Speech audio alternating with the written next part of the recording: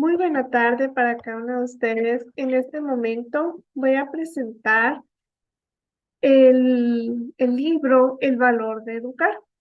Este libro lo escribió un famoso autor llamado Fernando Savater, quien se ha dedicado a la educación y que por mucho tiempo ha realizado diferentes actividades y no me dejarán mentir que él ha sido una persona de gran beneficio para cada uno de los que hemos leído este libro. Y bueno, para iniciar,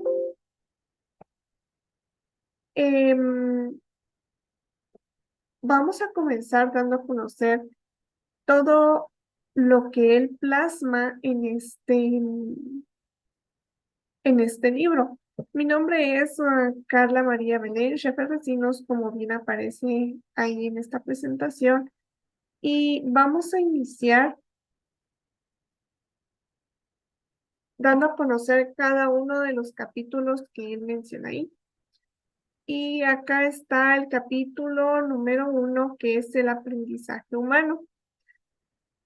Este, este capítulo es muy bonito, muy interesante todo lo que plasma y realmente es de gran beneficio saber y darse cuenta uno de cómo las explicaciones que ahí aparecen son magníficas y que realmente plasman algo muy interesante. El capítulo número 2 da a conocer los contenidos que ahí se encuentran. Ahí realmente uno se da cuenta tantas situaciones. El capítulo número 2 nos habla de los contenidos de la enseñanza, cómo un docente imparte sus clases. En el capítulo número 3 ya entra el eclipse de la familia, cómo la familia está involucrada en la educación y tantas cosas. En el cuarto capítulo está la disciplina de la libertad. En el capítulo 5 hacia una humanidad sin humanidades. El capítulo número 6 ya se enfoca en la educación y habla sobre educar es universalizar. Son términos muy bonitos e interesantes que marcan en sí un antes y un después en la educación después de leer este libro. Muy bien. El aprendizaje humano. Dice acá en este libro tan interesante sobre muchos temas. Y acá comienza dando a conocer la vida del ser humano comparado con un chimpancé. Es interesante cómo comparan a un animal con un ser humano, pero como podemos ver en la pantalla, este,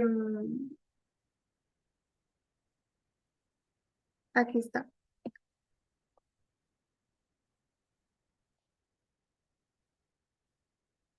Este capítulo es muy interesante. Ahí está un ser humano con un chimpancé. Y ustedes dirán, ¿por qué comparan un ser humano con un chimpancé? Ahora se los voy a explicar. La vida de un chimpancé comparado con un ser humano al principio es similar porque ambos son seres mamíferos y durante mucho tiempo se ha comparado a un ser humano con el mono. Y sabemos de que el chimpancé es una especie de mono. Así que todo esto es muy raro, se podría decir. Pero en sí el chimpancé al nacer dice que a las pocas semanas de vida, a los pocos días de vida, dice que este animal ya es autosuficiente, ya se vale por sí mismo y realmente hace tantas cosas que un ser humano cuando acaba de nacer, no. El ser humano durante mucho tiempo es dependiente de sus progenitores y, o de quienes le rodean. Es dependiente en cuanto a que tiene que, que llorar, dar una señal para decir tengo hambre, tengo frío, me pasa esto, aquello, etcétera. Y realmente no se logra percatar que hay un animal que es mucho más, más independiente. El ser humano, hasta que cumple cierta edad, ya es un poquito más independiente, pero el chimpancé rápido empieza a aprender de su madre y poco a poco se empieza a independizar.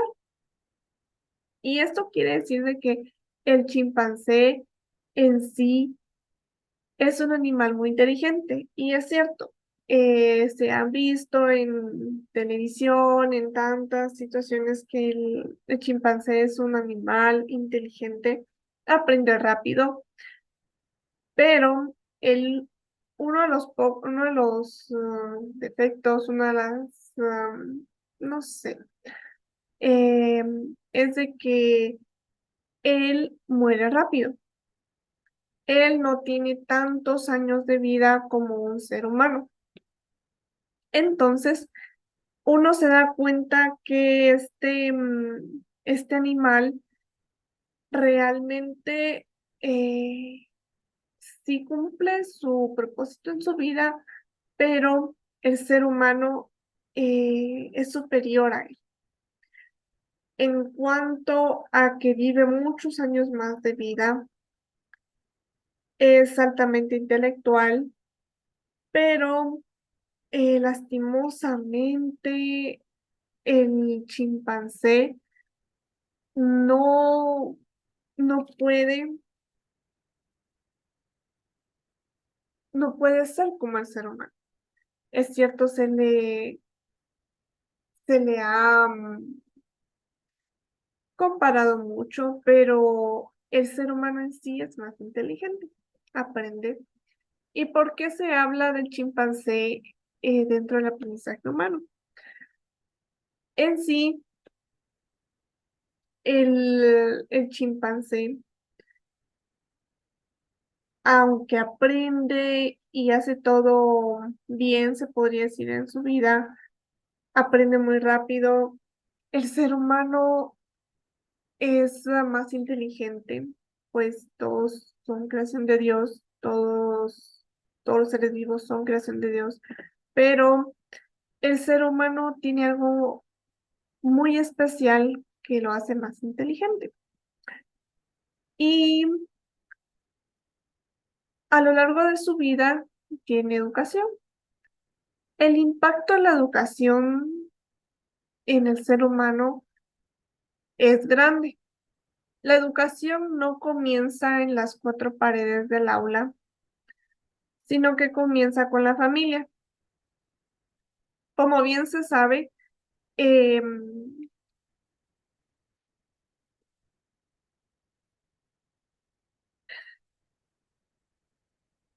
la educación ha sido durante mucho tiempo primero de padres a hijos y los hijos van aprendiendo y todo eso. Lastimosamente, en la actualidad, muchos padres de familia creen que la educación comienza en las cuatro paredes de un centro educativo y ellos ya no quieren involucrarse, pero dice que la educación comienza en casa.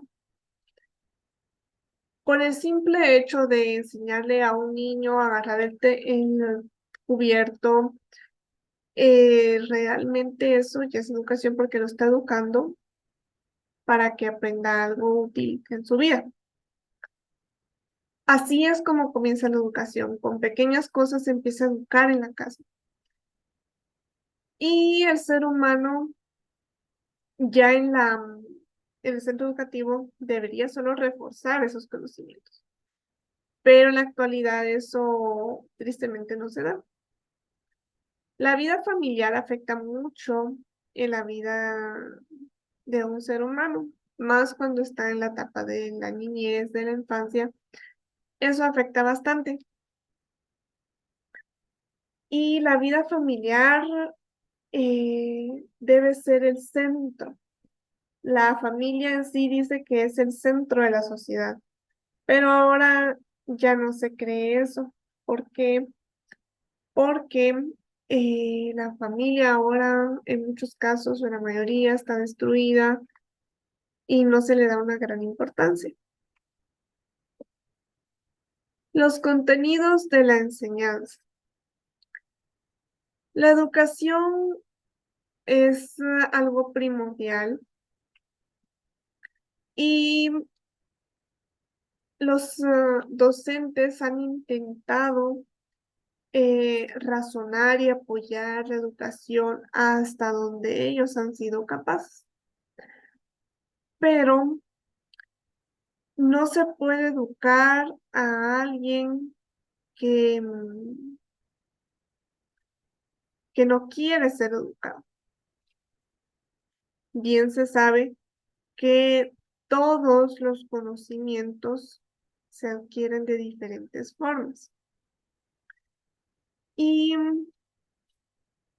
dice que la herencia genética que posee cada individuo está pragmada para aprender lo que otras personas le enseñan a través del tiempo. Era lo que hablábamos con los chimpancés hace un momento. A través del tiempo ellos van aprendiendo, igual que el ser humano, pero la genética es diferente.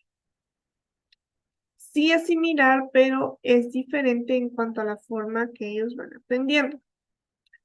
El ser humano tiene una herencia genética y cada persona aprende diferente, aprende de diferentes formas y ninguno puede negar la existencia de, de la educación y más en la actualidad porque eh, cada persona tiene esa, esa libertad de aprender como ellos quieren. Y cada persona es de gran importancia para, para el ser humano. La educación es de gran importancia, la educación es de gran importancia para cada una de las personas que la obtienen. Y es que para transmitir los conocimientos es necesario que los adultos orienten de generación en generación. Los conocimientos se van transmitiendo de padres a hijos y los hijos a sus hijos. En fin, es una gran cadena que se tiene, pero muchos ahora ya no saben si eh, ya no saben qué enseñar o si enseñar es lo correcto o qué conocimientos deben enseñar. Pero desde los tiempos antiguos se ha enseñado diferentes formas de poder enseñar a las personas toda clase de conocimientos que sean benéficos para su vida. Aunque muchas personas enseñan a otras, no significa que éstas tengan vocación. El arte de enseñar es algo importantísimo dentro de la educación porque Esto permite que se tengan diferentes formas de enseñar. Si un docente tiene el arte de enseñar a sus alumnos, esto va a ser algo hermoso porque los alumnos van a aprender de una forma distinta. em, Ellos van a amar ese curso. Ejemplo, las matemáticas. Si un docente sabe enseñar sobre matemáticas, los alumnos obviamente van a amar las matemáticas. Y no me refiero a,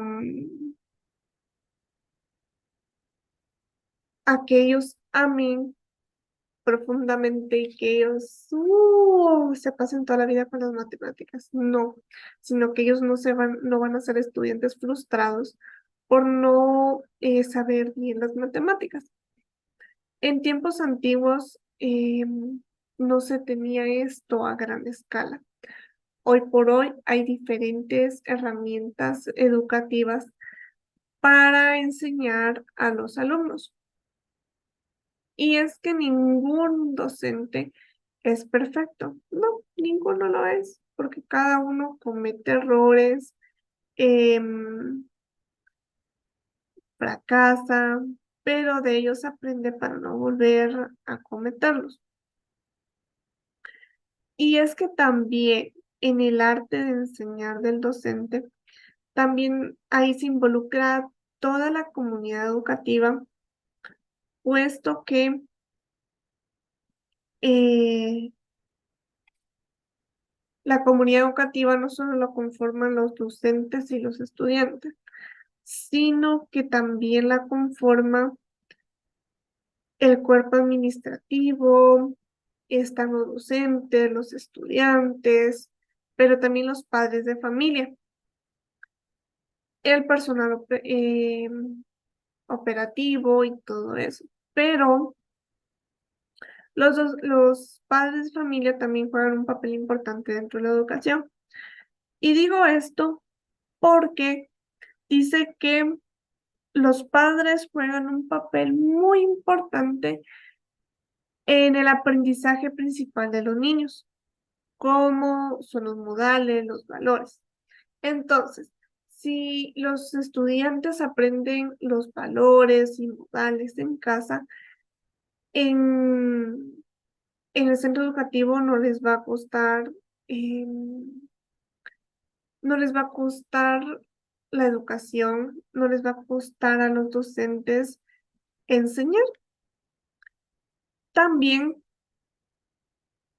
este capítulo hace una comparación entre educación e instrucción, la cual es fundamental para entender y distinguir. Se sabe que la educación apoya, más ahora el docente es un guía, pero también se instruye dando consejos, diciendo qué es lo correcto en qué hacer y qué no. Como docentes es importante que se tenga en cuenta que cada persona tiene diferentes capacidades que lo hacen especial y diferente. Es por ello que cada persona debe entender el valor que ésta tiene. También todo esto influye a que se tenga una mejor sociedad. Si el padre de familia sabe educar a sus hijos, el docente, se le va a hacer más fácil el trabajo. Y se debe entender que cada docente enseña de diferente manera. Cada persona también tiene diferentes capacidades. Entonces eso hace que eh, se formen diferentes profesionales para la vida. Ok, ahora vamos con el capítulo número 3. que es el eclipse de la familia. Y es que si bien es cierto, em, si bien es cierto, este capítulo sobre el eclipse de la familia es muy certero, porque la familia es el primer vínculo de todo niño. Y como lo mencionaba en los capítulos anteriores, la familia es algo tan importante en la sociedad, pero específicamente en la vida de un niño, porque en su niñez se marca la importancia de una familia. Ahí se marca su identidad, la forma en que él va a vivir durante toda su vida. Pero tristemente en este punto se dan muchos traumas, diferentes cosas que un niño muchas veces no debería vivir. Pero en este caso, los niños adquieren hábitos, costumbres, tradiciones, cultura, religión, diferentes situaciones que él va aprendiendo. Es cierto, no existe la familia perfecta, pero en este caso, el niño aprende las bases que van a ser sumamente importantes en su vida. Y es que muchas familias no cumplen ese error de importancia, no cumplen al inculcar principios y valores, sino que se lo dejan todo a la escuela, al docente, cuando esto no debería de ser así. Y es que lastimosamente, aunque la tecnología ha venido a beneficiar eh, diferentes aspectos en la vida del ser humano, no siempre ha sido así. Eso ha perjudicado grandemente em, la relación entre padres e hijos, alumnos y docentes. Y es que la tecnología los ha separado en cuanto a que ahora le dan más importancia a un teléfono que a sus hijos o a sus padres.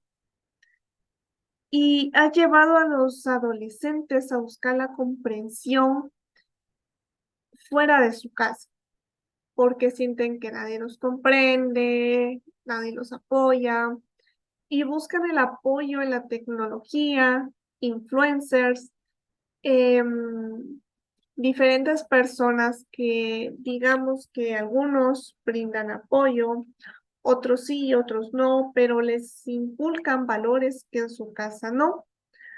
Algunos valores en su mayoría son negativos, son malos, y esto realmente perjudica a las nuevas generaciones, a las sociedades, y esto no debería de ser así. Acá vemos a una familia feliz, en el dibujo vemos a una familia alegre, contenta, pero no sabemos qué pasa detrás de. Es así como en la actualidad vemos a diferentes familias, pero no sabemos lo que pasa dentro de las cuatro paredes. Y acá es donde entra el deber del docente en la enseñanza actual, en la que debe ser no solo un docente, sino que un psicólogo, debe ser un apoyo, un guía, porque no saben qué es lo que pasan los alumnos dentro de sus hogares. Si la escuela, el instituto o incluso hasta la universidad es un refugio para los estudiantes que van a sus centros educativos en busca de apoyo, de satisfacer esas necesidades eh, en cuanto a relacionarse con diferentes personas. Cada persona es un ser sociable y por ello es de que es común que estas personas se relacionen con otras porque eh, saben que para eso está uno. Y hay muchos que han caído en depresión, en diferentes formas en las que ellos se han debilitado psicológicamente, pero es bueno saber que en un centro educativo también puede ser su familia, puede ser un lugar de refugio, y por eso es de que los docentes en muchos casos deben de comprender las actitudes de sus alumnos. La enseñanza actual que imparte un docente debe tener un fin específico, la cual es orientar y demostrar que en la vida pueden obtener todo lo que se propongan, pueden obtener muchos conocimientos y convertirlos en habilidades, en destrezas, aptitudes que los van a beneficiar a lo largo de su vida. Y es que cuando se quiere aprender, se logran diferentes objetivos, diferentes formas de vida, y todo ello implica y ayuda a que el ser humano pueda apoyarse, pueda sobresalir en la vida. Ahora vamos con el siguiente capítulo. Y dice, la disciplina de la libertad. ¿A quién no le gusta la libertad? A todos nos gusta ser libres, nos gusta expresarnos, nos gusta ser escuchados, pero acá es donde se hace una brecha entre la libertad y el libertinaje. La libertad es algo que se tiene a lo largo de la vida, pero siempre y cuando se sigan las reglas, todo lo que le piden a uno. Pero el libertinaje, ahí no se tienen reglas, se hace lo que quiere, pero hasta después se da cuenta las consecuencias. Y es acá en donde entra el deber de la familia. Todos hemos dado clases alguna vez. Y si eres docente, no me dejarás mentir, que cuando trabajas con adolescentes, se entiende bastante que ellos lo que quieren es ser escuchados. Y es que en su casa muchas veces no se tiene eso. Y es que también se tiene un dilema, porque ningún niño o adolescente quiere aprender algo que no le llama la atención, o ningún niño o adolescente quiere aprender aquello que le cuesta mucho asimilar. Y es que realmente eso para ellos les quita el tiempo, pero, pero, eh, en sí, hasta los adolescentes quieren jugar, pero la educación constituye algo tan importante que los padres también deben estar inculcados en ello. Insisto, los padres son parte del proceso educativo, ellos son parte fundamental de la educación. Y es que los seres humanos para poder aprender es necesario que se tenga la voluntad en diferentes formas, diferentes técnicas de aprendizaje. Y no solo los docentes utilizan estrategias de aprendizaje, sino que también los padres. de diferentes formas ellos se enseñan. No como en una escuela, un centro educativo, colegio, universidad, etcétera, sino que utilizan diferentes formas. Eso se le llama educación, no formal o informal. Porque si bien es cierto, los padres no llevan a sus hijos a, a diplomados para que aprendan a usar un tenedor o para que hagan diferentes actividades, sino que ellos lo hacen en casa. Y también acá los seres humanos, en lugar de escribir en papel o esculpir en mármol, y como en otra forma o cualquier obra de arte, hay mucha autoafirmación narcisista. Y, y es que en sí hay autoformación, o sea, se dice una autoformación narcisista. Y un narcisista es alguien que piensa solo en sí mismo. Y eso se lleva al altruismo. Pero también em, también en otro sentido, la educación depende de los intereses de los educadores. Acá ya entra el deber del docente. Acá ya entra todo lo que un docente desea enseñar. Y es que un estudiante no es una máquina, no es algo que, ¿cómo podríamos decirlo así? No es algo que darle órdenes, sino que es un ser humano, es alguien que está aprendiendo, en un proceso, está en un proceso constante. Y es que tristemente la educación aún en muchos aspectos se encuentra en la educación del siglo XX, en donde empezaba la industrialización y se educaba para que las personas estuvieran en fábricas, en,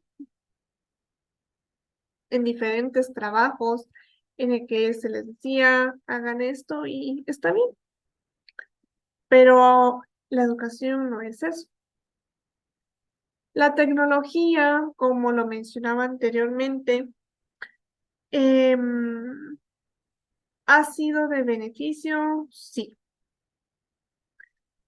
pero realmente ha sido solo benéfico o ha venido a opacar la inteligencia del ser humano. Es eso cierto que la tecnología ha venido a ayudar, etcétera, pero ha venido a opacar la inteligencia biológica, genética que tiene un ser humano. Y es que tristemente, por el uso de la tecnología, muchas personas han tenido intentos suicidas, intentos tristemente para terminar su vida, pero no se han dado cuenta de lo valiosa que es. Y es que la enseñanza actual, recalco, eh, debe ser en cierto punto flexible para poder enseñar de diferentes formas los contenidos que realmente son de gran importancia. Ahora bien,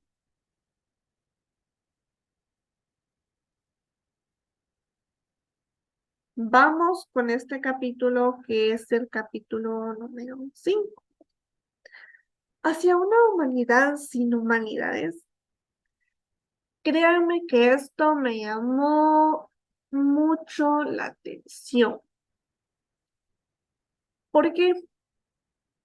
Porque acá, si ustedes ven, es un robot, la mano de un robot y la mano de un ser humano. ¿Por qué coloqué el subtítulo La tecnología y el futuro? Porque se ha perdido un tanto en sí el sentir del ser humano, el propósito del ser humano. Los seres humanos somos capaces de asimilar, comprender y adquirir conocimientos como lo mencionaba anteriormente, pero la tecnología ha intentado opacar eso y se le han dado responsabilidades a la tecnología ahora que no se veían hace 20, 30, 40 y mucho menos 50 y 60 años. Porque en sí eso ha perjudicado. Es cierto, tecnología ha avanzado, pero la tecnología del futuro o para el futuro ha, ha cambiado mucho, sí, pero ahora hay hasta robots que quieren dominar el mundo. Así de simple como se ve, escucha. Sí, la época actual de la tecnología ha ido aumentando a tal punto que los, los robots hacen cosas que han eh, cambiado al ser humano. Y ahora ya no se mira a un mesero de ser humano, un mesero que sea ser humano, sino que ahora son robots, son máquinas que reparten la comida, y etcétera. Pero eso ha traído decadencia en la calidad cultural. Y es que la cultura se ha ido perdiendo poco a poco. Em,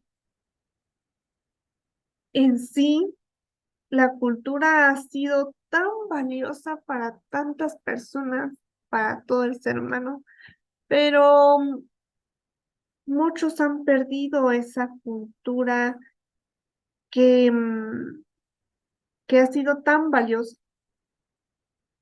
El profesor siempre está dispuesto a enseñar.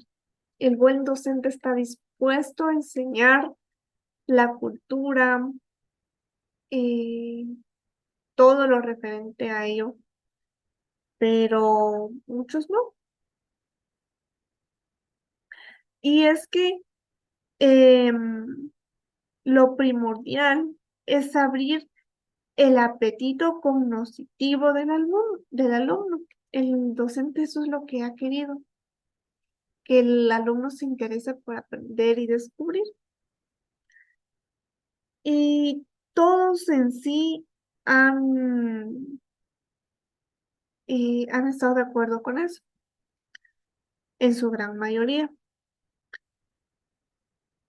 porque lo que no quieren es agobiarlo, sino que impresionarlo. Ahora lo que ya no se quiere es agobiar al estudiante con un gran chorro de tareas, sino que lo que se quiere es que comprendan lo principal, que ellos vayan aprendiendo y descubriendo y que así puedan ir aprendiendo y que conforme a ello vayan aprendiendo también sobre la cultura. Ahora no siempre se habla de la cultura en sí, se han perdido las raíces culturales. Muchos ya no hablan sobre su cultura, sino que de las culturas extranjeras, porque les llama más la atención. El docente es alguien fundamental. El modelo de formación promulgado por Erasmo solo conviene a una élite enriquecida que quiere también rellenar modales y suavizar sus costumbres. En algunos casos la educación es algo que no se ha visto, es un privilegio que casi no se tiene, pero eso ha ido cambiando conforme el tiempo. Y es que Erasmo en su época, él miraba que muchas personas solo tenían eh, algunas personas tenían acceso a la educación y muchas no. Entonces,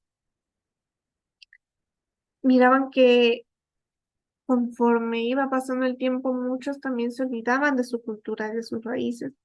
Suavizar las costumbres que ya no fueran tan vistas como lo eran antes. En la actualidad pasa lo mismo. Las, las costumbres ya no son tan recurrentes, tan vivas como lo eran antes. En cualquier país, en muchos países ahora las costumbres ya no son tan, tan vistas como lo eran antes, tan vivas en su folclore, su cultura. Y el docente lo que quiere es revivir eso. Pero no se puede hacer esto sin la voluntad de las demás personas. Y ahí entran las estrategias del docente,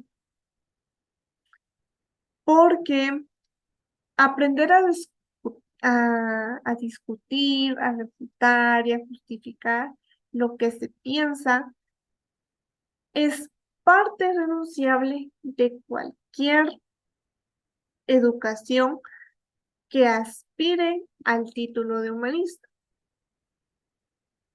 Es que cuando se influye a que las demás personas sean humanistas, se tiene un mundo mejor.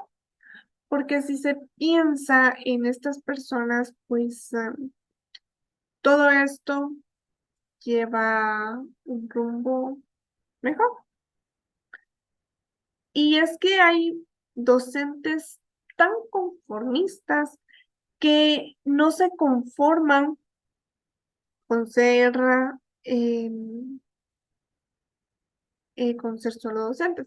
O sea que hay docentes que no son conformistas, a eso me refería, y estos no se conforman con ser solo profesores y quieren también ocupar el papel de jóvenes rebeldes. En lugar de dejarles por lo menos esa iniciativa a sus alumnos, las verdades humanistas son las materias de estudio que conservan vivo el latido biográfico de quienes lo exploran, así como su deuda con nuestras necesidades vitales y nuestros sueños. Lastimosamente, muchos docentes no se han puesto a pensar en el daño que le hacen a los alumnos, en, en no ser tan, em, tan expresivos, tan llenos de vida para inculcar esos valores, sino que ahora ellos quieren ponerse del lado de los alumnos. Y eso causa una decadencia, porque sí el deber del docente es dar a conocer sus estrategias para crear un mundo mejor. Y bueno, ahora vamos con el último tema. que esto engloba todo el libro. Y ese educar es universalizar. Universalizar no se refiere solo a, ¿qué les diría yo? A las diversidades étnicas, todo eso, sino que se refiere a apoyar a todos los alumnos sin importar sus condiciones socioculturales, económicas, etcétera. Es por ello que hay que conservar los conocimientos, los valores, actitudes y conservar todo aquello bueno que ha traído la vida, que se ha aprendido, que se ha mejorado y que con el tiempo ha sido mejor porque lo que se quiere en sí es que cada persona siempre recuerde sus raíces. La educación ha sido grande y hasta aquí hemos hablado de la educación tomada desde un punto de vista más amplio y lo más general posible, con acercamientos a la realidad del modelo de país en el que vivimos, en este caso, Guatemala. He dado ejemplos, he hablado un poco, parafraseado, sobre la realidad de Guatemala, pero la educación es tarea de sujetos llamados maestros y padres de familia al principio y después de los docentes en el aula. Y su meta es formar también a sujetos, no objetos, como se pretendía en los años pasados, ni mecanismos de precisión, porque si bien sabemos, antes se educaban para que trabajaran en fábricas y obedecieran órdenes. Ahora no, se educan a seres humanos, seres capaces, seres pensantes que tienen voz y voto. Y ahí es, de ahí tiene que venirse ya por un fuerte componente histórico subjetivo, es decir, que conozca su historia para no repetir los mismos errores, tanto en quien lo imparte como en quien la recibe, que el docente no cometa los mismos errores ni que el alumno siga estos mismos errores, sino que ambos tengan esa misma visión de caminar hacia el futuro. Y es que para esta humanidad no se puede realizar algo em, sin que antes se tenga el valor y el compromiso de ir y caminar hacia el futuro. La educación se transmite porque quiere conservar valores, tradiciones, diferentes formas de apoyar. Y también la única universalidad que admite este planteamiento es la universalidad de las raíces para que no se repita historias pasadas.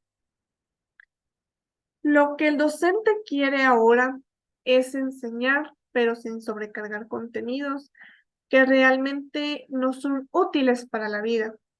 No eran útiles en el pasado, pero que ahora ya no. Hay contenidos que realmente no se tienen. eh, Hay, sí, contenidos que no se tienen que deberían y hay contenidos que deberían tenerse que no se tienen. Gracias por su atención, por escuchar este resumen sobre el libro y espero que sea de gran ayuda para su crecimiento profesional y escuchar un poco sobre lo que Fernando Savater, pues con mucho esmero ha realizado. Gracias.